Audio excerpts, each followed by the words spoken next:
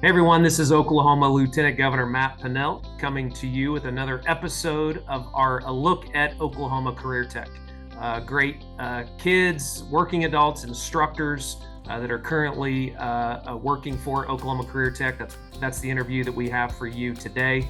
Listen, there's multiple paths to a great career. And Oklahoma CareerTech could be what you are looking for.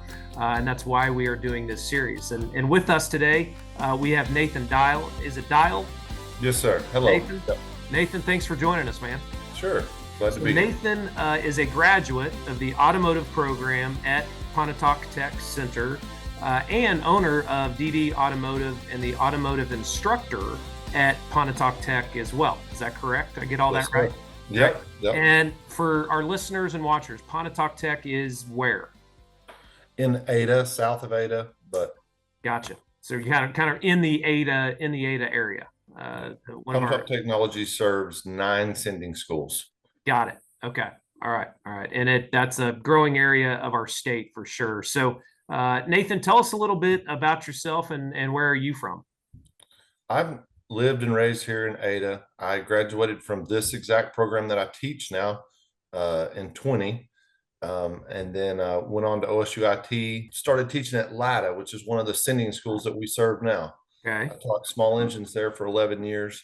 And Wow. then now I've been at PTC or Pontotoc Tech for 9 years as an automotive instructor. Man, that's great. So, what sparked your interest in cars? I started with go-karts and small stuff out my dad's shop, had to make them run, and it just grew from there. And my dad was into cars, so it was bred into me at an early age. That's great. How did you first hear about Pontotoc Tech Center?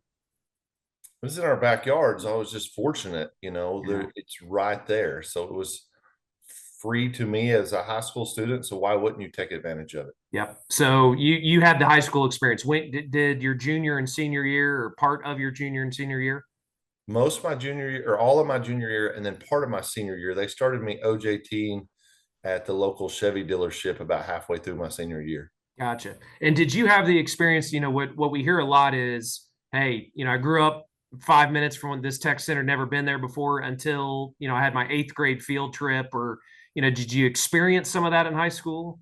Exactly like you said. I mean, Okay. we passed by it all the day, all the time, and we called it the VOTEC back then. Right. Passing the VOTEC, Right. and never went there until I think mine was my sophomore year of Okay. the donor tours. Okay. All right. So sophomore year, you saw it, said, hey, this is for me. Yes. Got it. Now they still do those tours, and I really enjoy them as an instructor. We get all the eighth graders through there and all the 10th graders through there, and I get them in there and make them get their hands greasy and dirty so they'll remember it. Yeah, And that's good. this was fun. That's great. It's good to hear that. What was your experience like in this automotive program? If there's kids watching this, give them a little insight into the program. As far as when I went or to Yeah, now. yeah. When you were going through, what was your experience in that automotive program back in the day? Well, it's still very advanced, but at the time they had built a new facility and it was just a few years old. So everything was amazingly nice, and it was just overwhelming that I got to be on that campus and at that place for free. Hmm. And it was such a nice experience, clean, new tools, new scanners, new alignment machine. And it's still to that day very well maintained. Yeah, I have had that same experience. There's a number of tech centers around the state that offer automotive programs, and I'm telling you, these are some of the nicest places I've been, but nicer than the places I get oil changes and get worked my cars worked on. So it does say something about the investment that these tech centers have made. Is it not? Oh, for sure. And it's Yeah. not just my place. They're all very well kept and state of the art. And we've got 78 automotive instructors in the state, and every one of them are pretty top notch. Wow, that's pretty impressive. 78 around the state.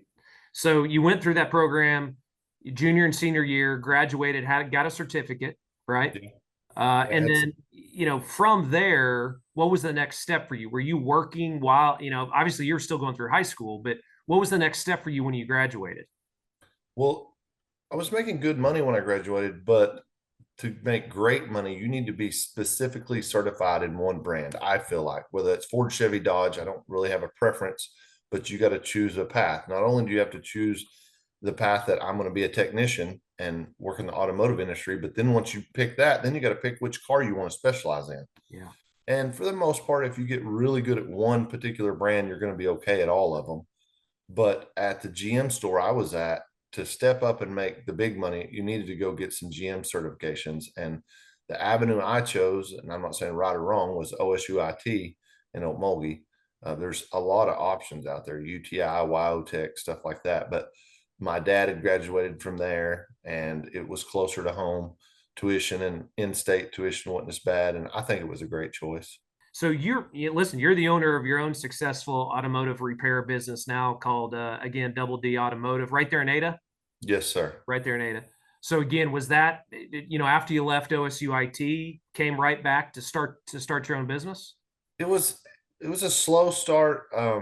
The reason that it's called Double D is at the time we started doing some local school bus work, and they said, "Hey, you gotta have a letterhead, a name." And I went, "Well, my dad's helping me a little bit, so Double D, dial and dial." And I just pulled that out of the air one day, and here we are, 24 years later, and it's stuck. It's all over T-shirts and hats all over town now. That's awesome. We currently have 7 employees or 7 technicians, and then we have people running the office. And I got a great group of guys here. And if you ever seen this, you'd say, "Nathan, why are you still teaching?" I have a passion for it. I love it. Yeah. It also it gives me a break from here. Like right now, we've been out here working. It's summer. I'm still out here and a part of it. And when I get off school, I come home and put in my time here. Yeah. But I really enjoy teaching, is why I'm still Yeah. there. Well, and we can't thank you enough for that instilling, investing in the next generation, for sure. So I've got a couple questions about that. So we know you're on staff again at Pontotoc Tech, serving as an automotive instructor. How did you get that opportunity? Again, you were running your own business. How did that come about? In 99, when I was pulling around the back of the tech center one time, I looked at that instructor's vehicle, and this is nothing negative to him, not saying I'm taking his job, but I went, "That's the job for me. I want that." And when I was at the dealership, I took a cut and paid to go to the local high school and teach the high school, but I knew it would send me down the path that I wanted to get this position. Got it. I had an associate's degree. I didn't have a bachelor's degree at the time. So at LADA, they let me start working on that. And then um, when the teacher before me retired, I was right there ready to go. And it played out perfect, because I don't know that they would have hired me had I not had some teaching experience. Gotcha.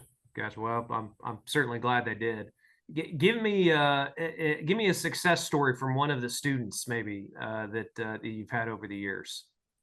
I got lots. Good. Good. Yeah. And this is why I'm still doing what I'm doing. Yeah. We have a competition that's called Hot Rodders Tomorrow. Not many people are familiar with it, but it's an engine building challenge. Cool. In Oklahoma, there's Tulsa Tech, Mid America, and Choctaw and us are the 4 schools out of Oklahoma that competed. But there's like 300 and something schools total nationwide, and the scholarship money is huge, huge, huge. So I've had multiple students from that program get their college paid for. I had a young man that both his parents were in jail, lived with grandma, was going to be the first one in his family to graduate high school. And he had all this scholarship money. And he said, "I can't not go try it." Yeah. And he graduated from UTI and is doing amazing as a diesel tech now on big trucks, and had no plans on going to college, was excited about just graduating high school. Yeah. I had a couple of girls, same story.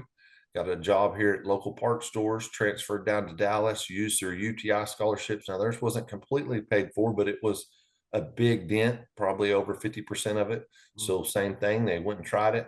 I checked up on those girls this year and called down to UTI and said, "Hey, how's my girls doing?" And I was expecting them to, be kind of harsh, but Yeah.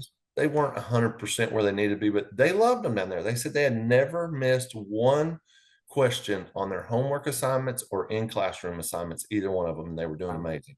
We're in such high demand, as you know. Again, just those skills in the workforce, and if we don't have them, then companies are going to look elsewhere to relocate, or just keeping businesses like yours happy. You've chosen to start a business in Oklahoma, but if you can't find those workers, you're going to have to go elsewhere, right? Well, this isn't the reason I'm still there. The reason I'm still there is because I enjoy it, but I currently have 4 of my ex-students. Yeah. I That mean, one of them, why wouldn't you? Why wouldn't you? Yeah. one of them's been with me 17 years. Wow. And the thing is I trained them, so we think the same. We Yeah. click, Yeah. That's great. So we always end these, you've told so many stories of why you would tell someone to consider Oklahoma Career Tech, but if you ran into a kid, at church, at the grocery store, what's your pitch to someone of encouraging them of why they should be looking at Oklahoma's Career Tech system? This is hard to put into words, but I don't even think you have to take my automotive program.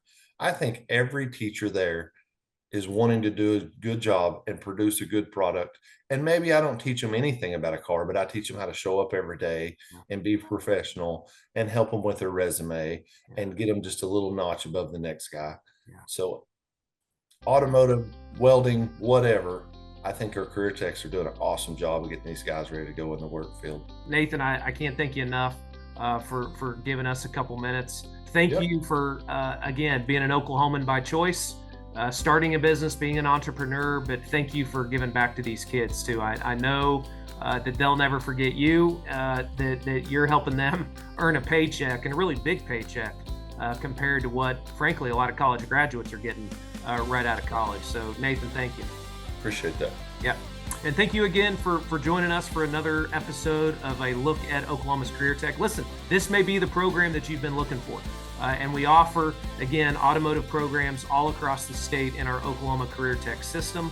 Look Oklahoma Career Tech up. Again, it could be the start of a brand new future for you.